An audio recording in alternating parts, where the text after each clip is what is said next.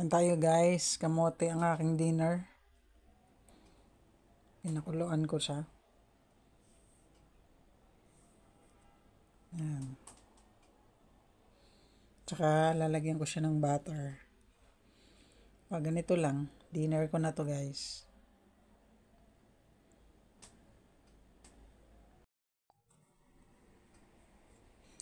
So ayan guys, nagbalat na ako. Tapos lagyan natin siya ng butter.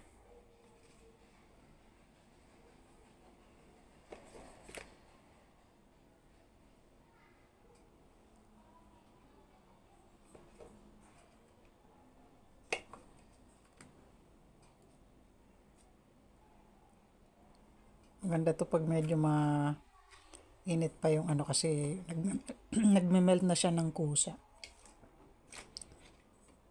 Yung butter. Yan, medyo mainit pa siya so nagme-melt na siya ng kusa.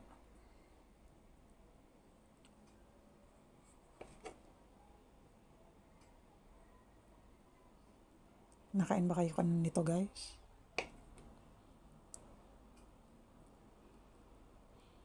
Naalala ko sa Japan, ang sarap ng kamote nila. One time nakakain ako doon, nakabili kami. Niluto namin. Ang sarap niya talaga, grabe. As in.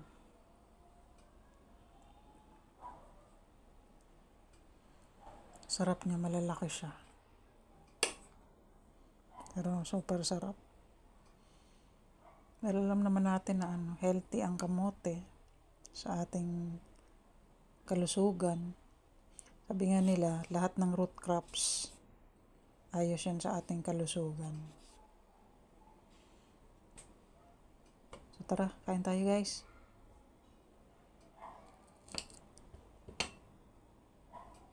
Sarap, diba?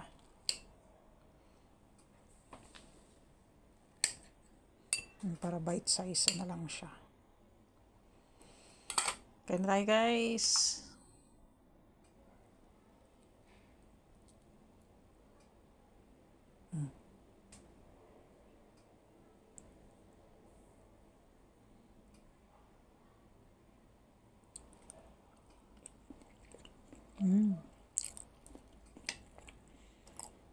Namis. Tsaka yung butter.